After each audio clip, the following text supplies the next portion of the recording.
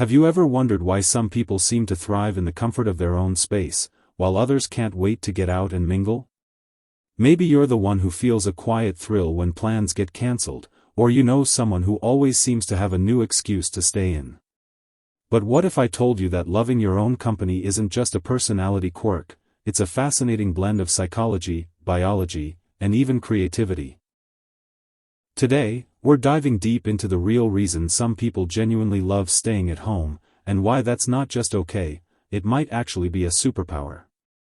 Let's start with the obvious: society loves to celebrate the outgoing. Social media is full of party photos, travel vlogs, and the constant message that living your best life means being everywhere, with everyone, all the time. But for millions of people, the best moments happen in the quiet corners of their own home. And science says there's nothing wrong with that. In fact, there's a lot that's right. You see, psychologists have long studied what's called the optimal level of arousal. It's a fancy way of saying that everyone's brain is wired to seek a certain amount of stimulation. Extroverts need more, they feel alive in crowds, energized by noise and novelty. But for introverts, or anyone with a low stimulation preference, too much activity is overwhelming. Their nervous system is tuned to a different frequency. Home isn't just a place, it's a sanctuary where their mind can finally breathe. But here's where it gets interesting. It's not just about introversion.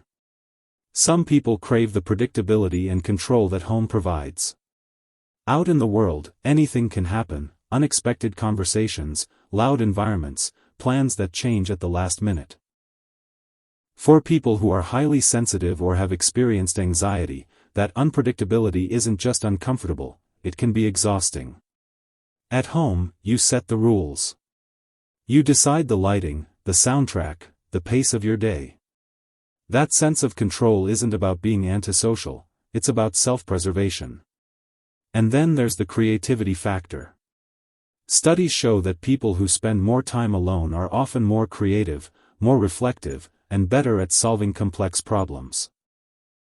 When you're not constantly distracted by external noise, your brain has the space to wander, to imagine, to connect ideas in new ways. Some of the world's greatest thinkers, artists, and innovators were notorious homebodies.